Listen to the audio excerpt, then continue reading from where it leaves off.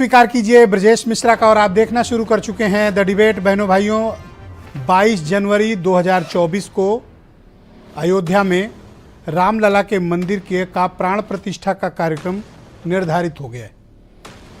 जनवरी 22 को प्रधानमंत्री इसका प्राण प्रतिष्ठा करेंगे और एक भव्य कार्यक्रम आयोजित किया जाएगा।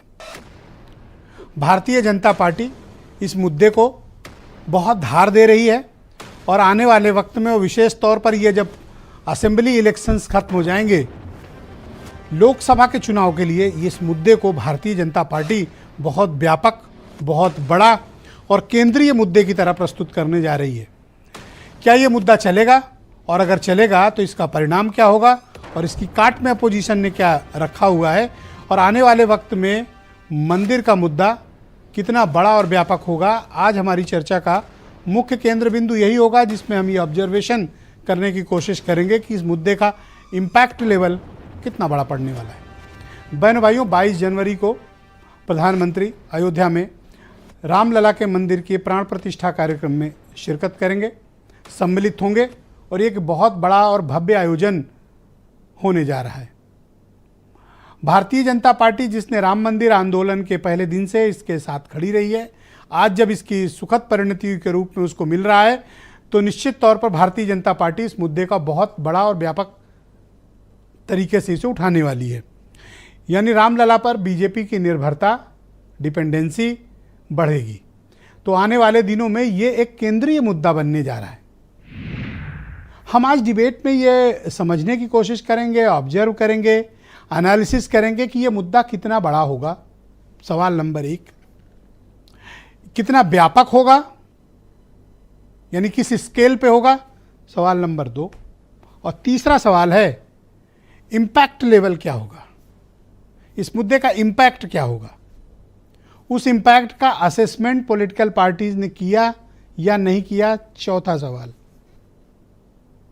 और पांचवा, परिणाम क्या होगा।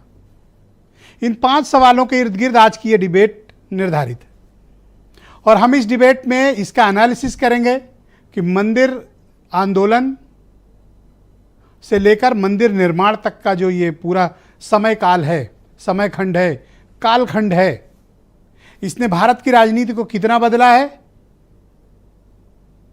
और अब जब मंदिर निर्माण हो गया है, लगभग प्राण प्रतिष्ठा होने जा रही है, इसका इम्पैक्ट अब क्या होगा।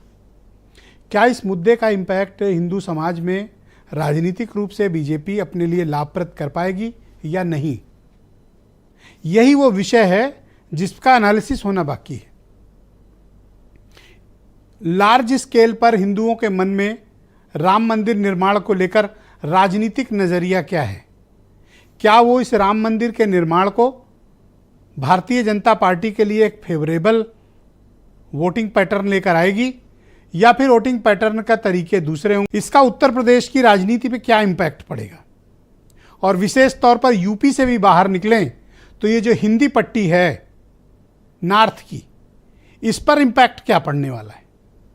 क्या बीजेपी को ये गेंद देगा, विपक्ष को रोकने की कोशिश करेगा, या विपक्ष जनवरी के बाद इस मुद्दे को खींचकर दूसरे मुद्दों के साथ सम्मिलित करवा देगा। यह निर्भर करेगा कि विपक्ष इस मुद्दे को, बीजेपी के इस अभियान को कैसे हैंडल करता है। यानी कि विपक्ष का नजरिया क्या होगा जब मंदिर का निर्माण और उसके बाद के भव्य कार्यक्रम होंगे, बड़े बड़े आयोजन होंगे, गांव-गांव, घर-घर शिलाएं पूजी जाएंगी और हर गांव, हर मजरे से, हर टोले से, हर जिले से, हर प्रदेश से लोगों को बुलाया जाएगा या लोग स्वतः पहुंचेंगे। एक बड़ा मोमेंटम क्रिएट होने वाला है 22 जनवरी से लेके मई तक के बीच। यानी ये वो कालखंड होगा जब भारत में लोकसभा के चुनाव होंगे। लोग बहुत बड़ी तादाद में आएंगे भी। क्या जो लोग श्रद्धालु आएंगे वो राजनीतिक वोटर में कन्वर्ट होंगे। पहले वाला माहौल है क्या, या फिर माहौल अब बदला है। इसका बीजेपी कोई लाभ उठा पाएगी। बीजेपी को लगता है और उसके अनुषांगिक संगठनों को लगता है यस, बिल्कुल हो सकता है और होना भी चाहिए। बीजेपी को लगता भी ऐसा है, उनकी तैयारी भी इसीलिए है। इसीलिए प्राण प्रतिष्ठा और उसके बाद के जो कार्यक्रम हैं वो बहुत बड़े हैं, जिनका अभी फॉर्मल अनाउंसमेंट नहीं हुआ है, लेकिन इतना जरूर बताएगा कि 40 करोड़ लोगों तक इनविटेशन जाएगा। तो आप इसके स्केल का अंदाजा करिए। क्या अपोजिशन को यह अंदाजा है कि जो कुछ भी तैयारी अयोध्या में चल रही है उसका लोकसभा के चुनाव में इंपैक्ट क्या पड़ेगा? क्या इसी बहाने उस आंदोलन की वेव बीजेपी क्रिएट कर पाएगी, या ये जो पिछड़ा, दलित, अल्पसंख्यक, बीजेपी से नाराज वर्ग का वोट है यह अपोजिशन की तरफ कंसोलिडेट होगा? इंडिया अलायंस का क्या होगा? क्योंकि जनवरी के बाद का जो माहौल बनेगा उसका असेसमेंट है इनके पास, कोई फार्मूला है, कोई तैयारी है? यह विचारणीय प्रश्न है, सामाजिक दृष्टिकोण से भी और राजनीतिक दृष्टिकोण से भी। तो कोई भी घटना कारित होने वाली है जिसकी तिथि मुकर्रर हो गई हो और कोई बड़ा आयोजन होने जा रहा हो, तो एक लार्जर जो कम्युनिटी है, बहुसंख्यक समाज है, उस पर इसका पॉलिटिकल इंपैक्ट कितना होगा? बीजेपी को लगता है कि इस बहुसंख्यक वर्ग में भी एक वर्ग है जो उसको वोट नहीं देता है। इसको कैसे उस आंदोलन के जरिए जोड़कर बीजेपी उनके वोट हासिल करे? अपोजिशन कोशिश करेगा कि अयोध्या के मुद्दे पर वो ना गिरे, कोशिश कर भी रहा है। पहले के अपोजिशन और अभी के अपोजिशन में अयोध्या मुद्दे को लेकर वर्टिकल चेंज है, जमीन आसमान का अंतर है। यह अंतर क्यों आया है? यह अंतर इसलिए है क्योंकि मेजॉरिटी की जो पॉलिटिक्स है बीजेपी उसके ढेर पे बैठी हुई है और अपोजिशन को यह बात का एहसास कराने में उसने कामयाबी हासिल कर ली कि मेजॉरिटी को इग्नोर करके आप इस प्रदेश और देश की राजनीति में मुकाम हासिल नहीं कर सकते। तो मेजॉरिटी की जो फीलिंग है और उसकी जो रिलीजियस बिलीफ है उन पे अपोजिशन को भी आना पड़ा।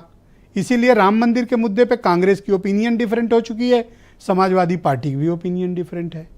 तो क्या ये बदले हुए विपक्ष से बीजेपी का वर्तमान का जो मुद्दा है क्या वो इक्वल प्लेटफॉर्म पे होगा, या बीजेपी गेन करेगी, अपोजिशन का लाभ होगा, या अपोजिशन बीजेपी को रोक लेगी?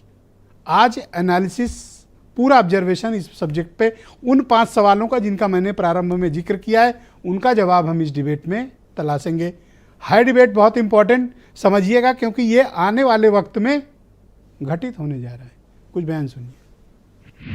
अभी 2 दिन पूर्व ही मुझे अयोध्या में श्री राम जन्मभूमि तीर्थ क्षेत्र ट्रस्ट द्वारा प्राण प्रतिष्ठा समारोह में शामिल होने का निमंत्रण मिला है।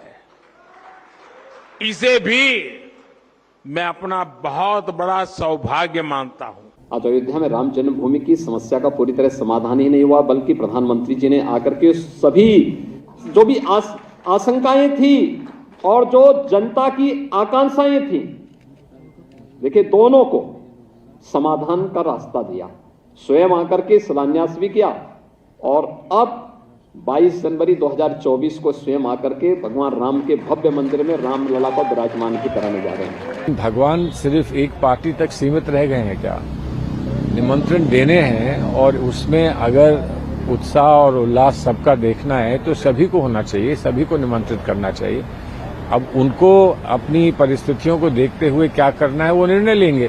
जो हजारों साल से भगवान के रूप में पूजा जा रहा है